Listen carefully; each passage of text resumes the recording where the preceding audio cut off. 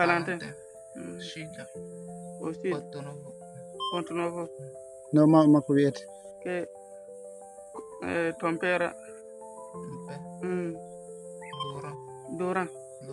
Laurent. Ton maman aussi. Agathe. Yal joni ɗum o yiɗi ɓe kalane. Maintenant là. Ɗum o haalantaɓe ko haala vidéo. Tu veux, on va les montrer quoi?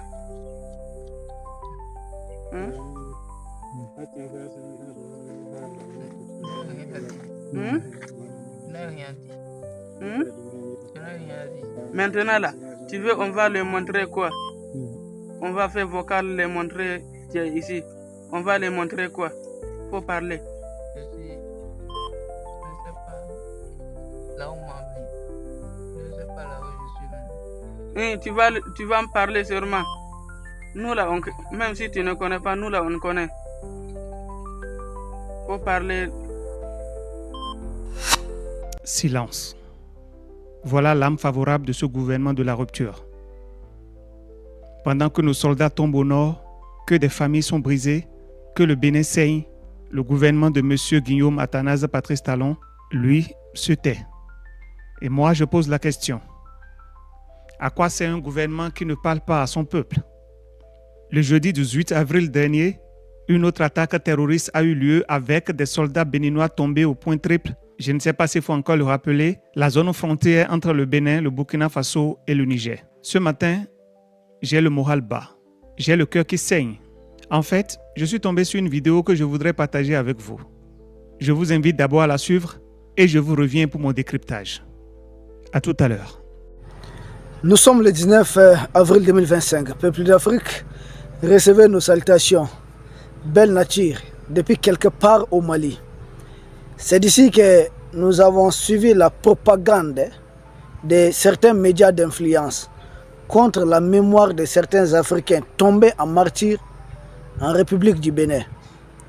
Nous prions pour le repos éternel de tous ces martyrs et nous souhaitons propre rétablissement aux blessés.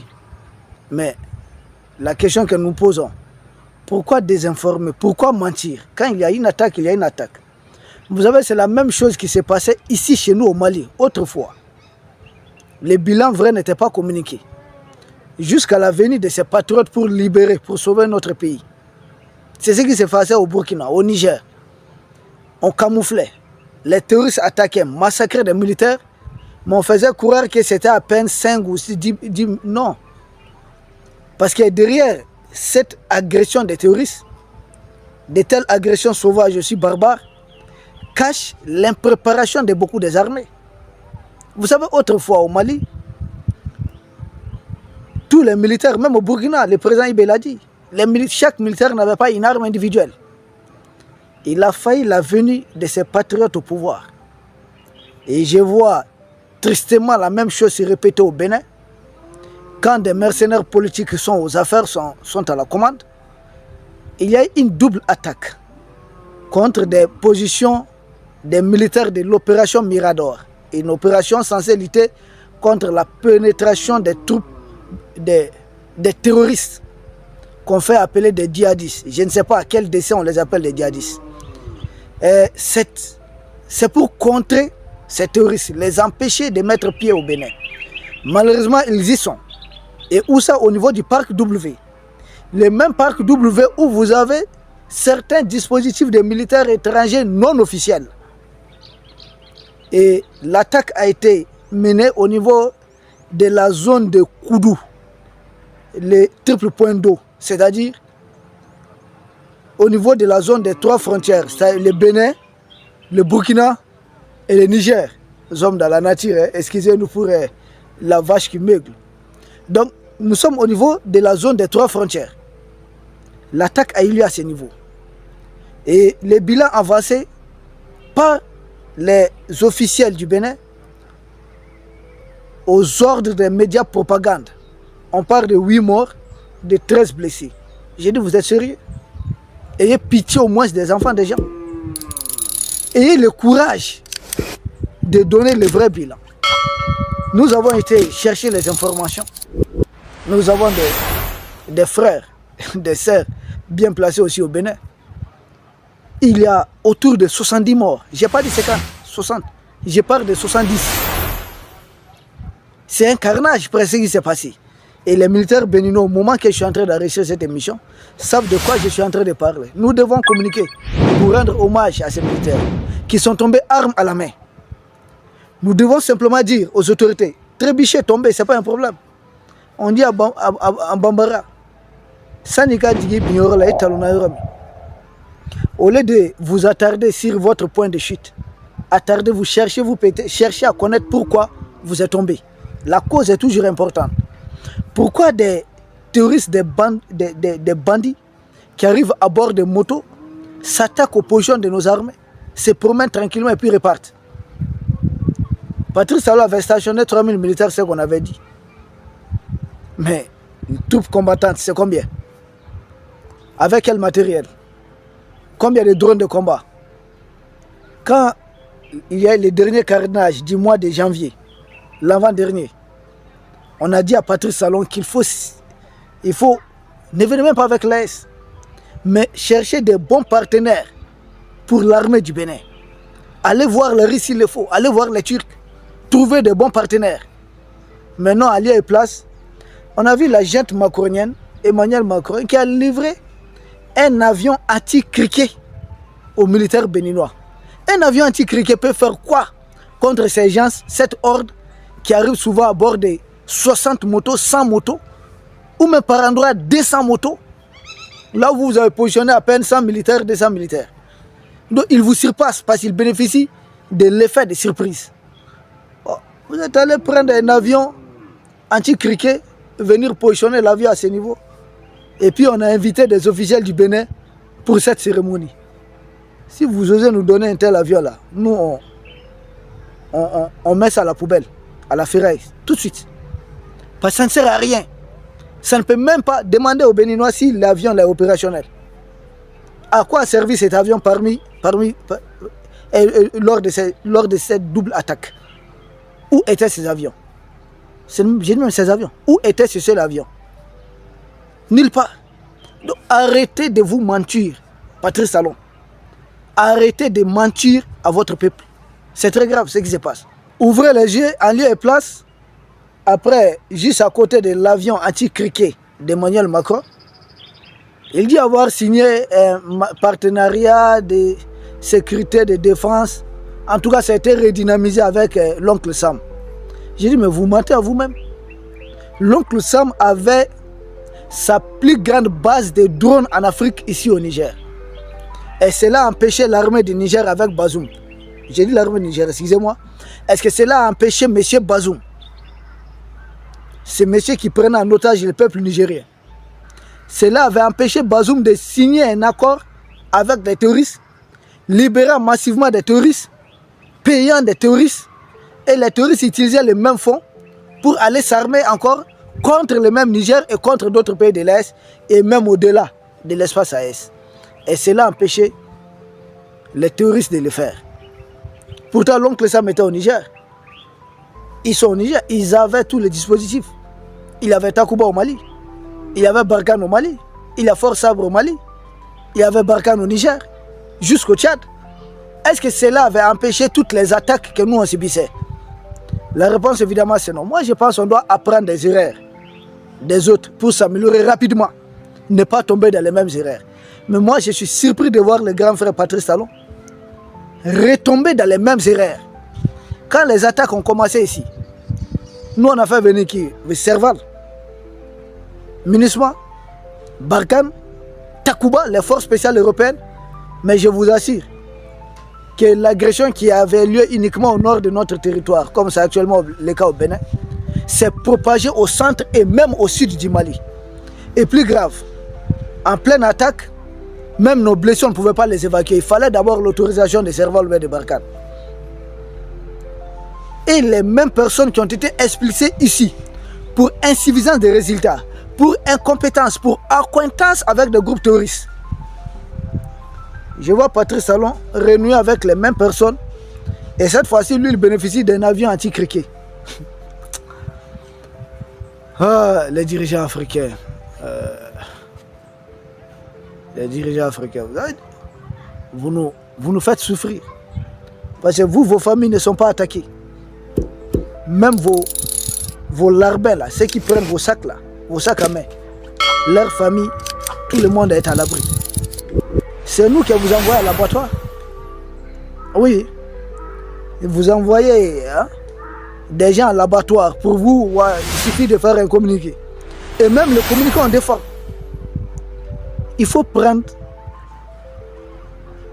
la pleine connaissance de l'ampleur des dégâts. De ce dans quoi vous êtes. Parce qu'à chacune des attaques comme ça, ils emportent des armes. Et ils ne vont pas loin. Ils sont encore dans le parc W. Et là-bas, ils cohabitent avec certaines puissances étrangères. Patrice Talon. Vous ne voulez pas ouvrir les yeux jusqu'à présent? Vous attendez quoi? Vous-même, vous avez désarmé vos militaires. On dit s'il y a armes ici, munitions c'est dans l'autre caserne. Si munitions c'est dans l'autre caserne, on met percuteur de l'autre côté. Mais les militaires vont se battre comment? C'est comme ça que votre mentor, le dribbleur, fait. Enlever les chargeurs et puis on fait défiler les... Un militaire sans armes là, c'est un civil? C'est un civil habillé en tenue militaire, c'est tout? Oui, un militaire non armé, c'est un civil en tenue, c'est tout. C'est à ça que ça correspond. Mais comment vous pouvez désarmer volontiers des militaires et puis vous les faites défiler comme ça? On prend des images, on fait des photos, on filme. Les forces spéciales se bombent les torses, marchent comme ça, comme des robots. Or, ils n'ont rien, ils ne sont même pas armés. Des gens arrivent en moto et puis ils font ce qu'ils veulent. Et dans ça, les impérialistes, dans leur plan de recoloniser l'Afrique, vont trouver encore le bon prétexte. Après chaque attaque, écoutez, Talon, on signe un accord de défense, écoutez, Talon, vous devez déguerpir une zone. Vous savez qu'ils ont fait confier le pouvoir syrien aujourd'hui à un djihadiste, à un vrai terroriste Djoulani, qu'ils appellent actuellement Ahmed Al-Shira. C'est un vrai terroriste. Qu'est-ce qui les empêche de vouloir, de ne pas retenter la même chose dans les autres pays africains? Les pays qui vont se montrer les plus faibles sur le plan militaire. Qu'est-ce qui va empêcher ces gens de le faire? Ils l'ont fait à Syrie. Au moins, ils respectent même le peuple syrien plus que les peuples africains. Nous, de l'Afrique subsaharienne, là, ils nous mettent au bas de l'étage. Pour aider tout le monde, tous les peuples du monde valent mieux que les Africains au sud du Sahara. Et pendant ce temps, vous êtes encore accrochés à ces gens. Vraiment, les dirigeants africains nous font honte. Et ils vous disent même, ne prenez pas de photos avec vos frères. Vous réservez aussi le droit de ne pas prendre des photos. Parce que le colon a dit, hey, vous faites honte aux braves, aux grands héros béanzais. Vous faites honte à notre guide, aux grands patriotes, aux grands libérateurs de l'Afrique. Il s'agit du général Mathieu Kérékou. Vous faites honte à sa mémoire. Vous faites honte. Mathieu Kérékou est une fierté pour l'Afrique. Une fierté pour l'Afrique, oui. Lui qui a déjoué combien de plans de déstabilisation du réseau FOCAR, c'est-à-dire de la DGSC contre le Bénin. Il faut saluer la mémoire de ce grand homme. Il sera surpris de voir qu'aujourd'hui, c'est son pays, le Bénin, qui est attaqué comme ça, des positions militaires détruites. Et en lieu et place, les dirigeants du Bénin vont chercher, au lieu d'aller acheter des vraies armes auprès de bons partenaires, non. Ils vont commander un avion anti-criquet. Oui, oui. Un avion anti-criquet qui ne peut rien. Et on médiatise cela. Quelle honte. C'est tout simple. C'est le pays de Mathieu Kérékou, du président Mathieu Kérékou. Moi, je ne reviens pas. Je ne comprends pas. Peuple d'Afrique, cette histoire du terrorisme, vous avez les appelés djihadistes, terroristes ou rebelles, c'est souvent nous tromper. Mais puisque c'est un langage familier, c'est pour cela que nous utilisons. En réalité, ce sont des mercenaires. C'est des gens mis en mission moyennant quelque chose. Ils sont mis en mission, pourquoi? Regardez les zones les plus attaquées. Les zones les plus attaquées sont des zones qui contiennent, qui regorgent suffisamment de réserves naturelles, des ressources naturelles, des ressources très très importantes. C'est des zones stratégiques qui sont attaquées. Ce n'est pas une histoire de djihadistes, terroristes. Ils disent quoi? Qu'ils veulent islamiser le monde. Mais dans ce monde-là, chacun a déjà sa religion. Celui qui devait être chrétien, il est. Celui qui devait être musulman, il est. Celui qui devait, je sais pas, être bouddhiste, il est. Celui qui devait être je sais pas, juif ou bien, il est déjà. Chacun a déjà un côté. Nous devons nous accepter tels dans ce monde. Ce ne sont pas des gens qui veulent islamiser eux-mêmes. Ceux qui disent mener cette guerre de quoi là, des djihad et autres. Mais dans des villages qu'ils récupèrent là, généralement ils sortent avec les femmes d'autrui. C'est dit dans quelle religion qu'il faut sortir avec la femme d'autrui. Mais c'est du viol. Il est dit dans quelle religion qu'il faut coucher, excusez-nous, avec la femme d'autrui. Parce qu'on a une arme. Ça c'est dit dans quelle religion? C'est des questions de religion. Il est dit dans quelle religion? Vous savez, souvent au Mali, juste pour semer la terreur, puisque le pays est tellement vaste, quand ils ont peur de s'attaquer aux positions de l'armée, ils vont trouver des paisibles paysans dans leurs champs. Et puis ils brûlent les récoltes. Ils brûlent les récoltes de quelqu'un qui a travaillé pendant 3 mois, au moins. Ils vont brûler sa récolte. Ça c'est l'islam, ça? C'est une question de religion. Et si c'est une question de religion, et là, ils doivent même être alliés à Emmanuel Macron. Suivez mon regard. Doivent-ils être alliés à Emmanuel Macron? Le chef d'Al-Qaïda a dit sur France 24, il s'agit de Youssef Obeida, qu'ils ne vont pas s'attaquer à d'autres puissances, que leurs attaques vont se limiter aux 3 pays de l'Est. Mais bizarrement, pourquoi ils s'attaquent au Bénin alors? Au Togo? Et pourquoi les 3 pays de l'Est? Parce que ce sont les 3 pays de l'Est qui sont en conflit avec leurs maîtres impérialistes. On est un peu dans ça. C'est du mercenariat. Pire et dur, c'est du mercenariat. Qui ne veut le comprendre, qui ne veut pas le comprendre, c'est du mercenariat. Il n'y a rien d'autre que ça. Et à nous autres Africains de nous dresser contre cela. Mais vous allez regarder même les partis dont ils attaquent au Mali, au Burkina. C'est des partis où il y a d'immenses réserves du pétrole, d'uranium. J'ai dit, vous, votre guerre de religion, vous ne le faites que là où il y a du pétrole, que là où il y a de l'uranium. Et moi, vous avez entendu en RD Congo, non? Où on va dire qu'il y a aussi l'État islamique là-bas. Ah, j'ai dit, vous dites au Mali parce que la population dans sa grande majorité, elle est musulmane, d'accord? Mais la RDC, à grande majorité, elle est chrétienne. Alors, qu'est-ce que vous allez faire là-bas dans votre guerre de djihadistes? On dit État islamique là-bas. On dit État islamique en Tanzanie. En Mozambique. État islamique. Quand vous attendez État islamique quelque part, c'est des gens qu'ils ont bien dressés, qu'ils envoient envahir. Moi, le seul regret que j'ai, ce qui m'attriste, c'est 2 choses. Il y a 2 choses qui m'attristent vraiment dans ça. Premièrement, c'est que les fameux djihadistes, les fameux terroristes, sont dans leur grande majorité, dans une majorité écrasante, des gens comme vous et moi, des Africains, qui se battent avec des armes étrangères, avec des prétextes étrangers, pour des intérêts étrangers, en tuant des Africains, en détruisant l'Afrique. Ce sont nos frères africains qui le font. C'est comme lors de l'esclavage. L'esclavagiste faisait tout pour qu'un Africain attrape son prochain. C'est triste. Et lors de la pénétration coloniale, regardez même quand on combattait au Madagascar par exemple, c'est ce qu'ils appellent les tirailleurs sénégalais, c'est-à-dire certains hommes pris ici en Afrique de l'Ouest qui ont combattu la révolution malgache. Et c'est très grave. Dans beaucoup de pays africains, ce qu'on appelle la colonisation pénétrale, il y avait plus d'Africains que de colons. Plus d'Africains, des Africains comme vous et moi, qui se battaient sous le drapeau du colon contre nos vaillants résistants. C'est ce qui s'est passé. Et malheureusement, en 2025, c'est ce qui se passe encore.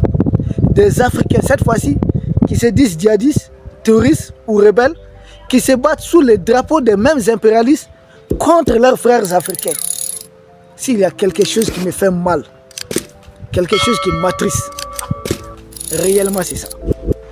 Ça c'est la première chose. Et s'il y a une deuxième chose qui m'attriste, qui me fait mal, c'est que beaucoup de nos dirigeants qui ont compris tous ces jeux mieux que nous, me font semblant de ne rien comprendre, juste pour être président, avoir le titre du président, avoir le titre du ministre. J'ai dit autrefois, nous, nos rois mouraient au combat. Vous ne pouvez pas être leader des peuples africains. et juste vouloir jouir du confort des pouvoirs. C'est triste, hein? Patrice Talon, si c'est de l'argent, vous en avez. Qu'est-ce qui vous manque? Vous avez déjà été président.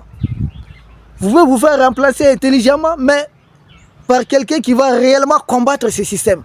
Si vous ne pouvez pas le faire, vous pouvez trouver une bonne stratégie. Êtes-vous fiers de ces Béninois qui sont en train de tomber?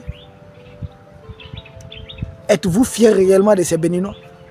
Vous pensez qu'il ne rien faire? Gardez votre seul avion anti-criquet. Ça va permettre de calmer la situation? Est-ce que votre seul avion anti-criquet va permettre de sauver la vie des Béninois? C'est la question que je pose. Vous savez, il y a une chanson de l'orchestre Bidon Coulibaly Sego qui dit Tiaï Sirana Ibesa, Tiaï Masira Ibesa, Inasa So Inasa, Inasa Kongo Ibesa. Vous savez ce que ça veut dire?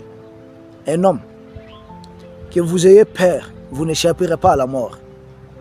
Que vous n'ayez pas peur, vous n'échapperez pas à la mort. Que vous mourrez en brousse ou que ce soit dans une chambre à la maison, la mort c'est la mort. Et là, que vous faites face à ces impérialistes, leur dire qu'ils doivent vous aider sincèrement et réellement. Que vous tenez ces discours, ils ne vont pas le faire. Que vous ne fassiez pas ces discours, ils ne vont pas le faire. Alors, qu'est-ce qu'il faut faire? Il faut, pendant que vous pouvez encore, il faut trouver des bons partenaires. Et il y a un proverbe, je termine par là, Bambara qui dit Ni de norongo bolako sambena ni samana. Avec qui dit si vous laissez votre enfant dans ses besoins, comprenez ce que ça veut dire? Avec les caca toutou sur lui, et que vous comptez vous dire ah, il va pleuvoir et puis la pluie va rendre mon enfant propre. Et si jamais il ne pleut pas, qu'allez-vous faire? Peuple d'Afrique, nous vous remercions. Nos salutations à la vente armée du Bénin. Depuis des années, le Bénin est la cible d'attaques terroristes, notamment dans la zone des 3 frontières, le Bénin, le Burkina Faso, le Niger.